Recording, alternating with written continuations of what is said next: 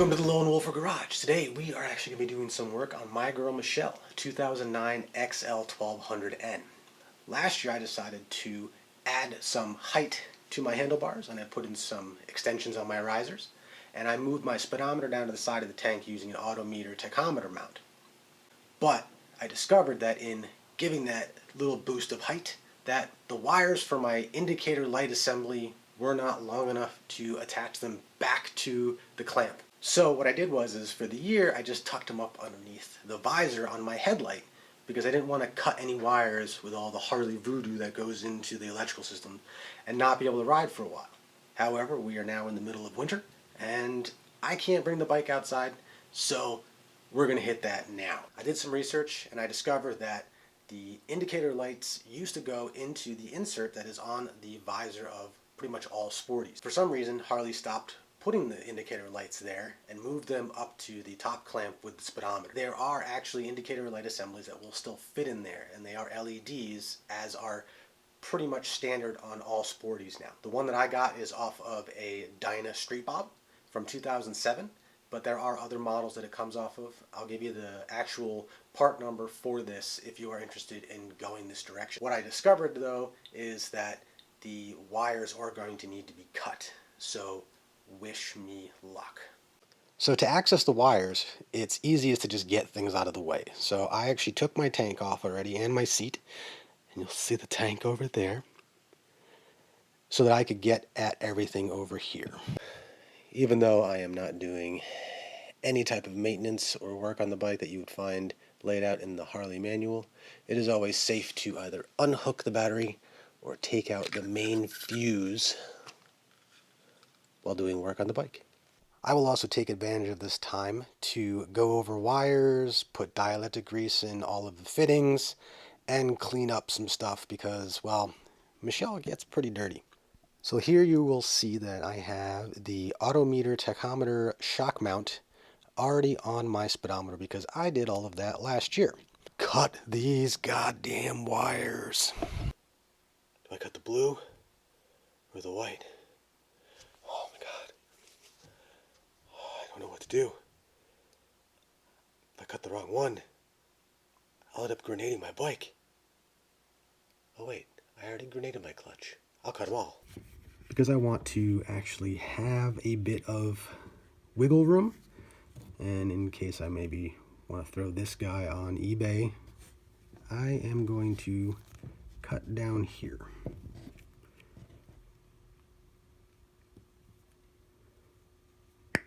The indicator light assembly that I got,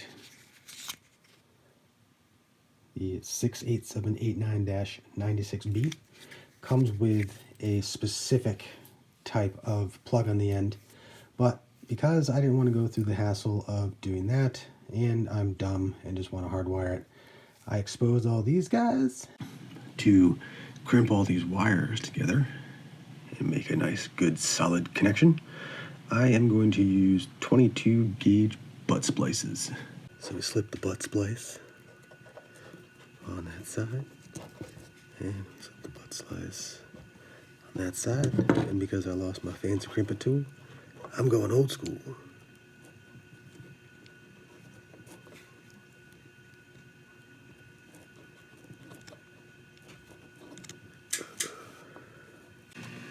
I have gone ahead and plugged the speedometer cable back into the wiring harness.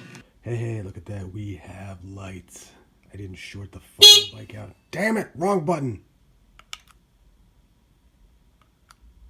Look at that. Oh, I got a high beam light too.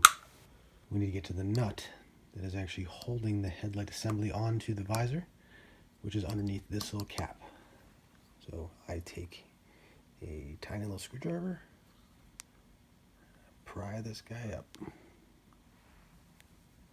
Just trying to be gentle, not to chip any of the black paint. And I am fitting the new bezel into the insert on the visor. Look at how neat and clean that looks. It's gonna look so good. Next thing is get this nut off, so we can drop the headlight off.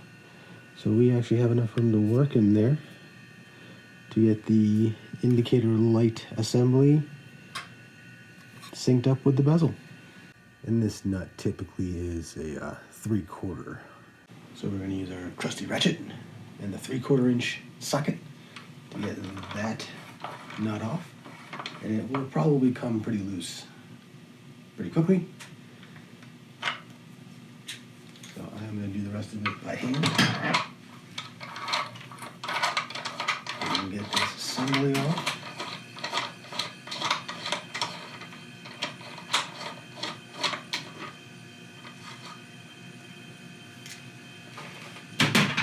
Should easily slide right out. I like to take one towel, wrap it around it, and then just kind of place it here on the fender. When you drop the headlight assembly, you're going to discover this interesting little washer down in the bottom of the cup. Mine is rusty as fuck, so I'm going to have to clean this sucker. But one side is round and this side is flat. And the idea about this is that the round side goes down in the bottom where there is a curve, so that you can actually do a slight adjustment on your actual headlight for where the light shines. Don't forget to put that back in. The visor itself is held on by these two Allen bolts. As you can see, I've already taken that one out and gotten this one pretty much all the way unscrewed. And if we just pop that off, it'll give us all the access in the world that we need underneath there. Once you've got it snugged in tight there, you notice that these 4 little tabs here, which are what actually holds the bezel to the top and the actual indicator lamp assembly in place. Just gotta snap that back in. And there we go, it's all put together. And once you've got your new bezel and indicator light assembly in and nice and tight and snug, gotta button everything back up. And again, don't forget that guy. I cleaned mine. Sort of round bottom washer. Don't forget him. And there she is. The visor and headlamp are all buttoned back up with the indicator lamp assembly in the visor insert. Just got to get all this stuff back together. But before that, we're going to do some major cleaning, go over all the wires, and put some dielectric grease on all the connectors. And there we have it, folks, an end to the migration of the indicator light assembly on my 2009 XL1200N Michelle.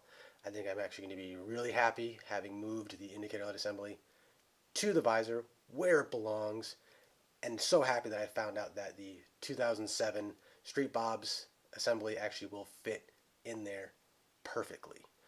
In the information section below, I will put the serial number for the part that I used. I will also put a link to the forum where I actually got the information originally. If you guys have any questions or any comments, love to hear them down below. Thanks for following along. Rock on.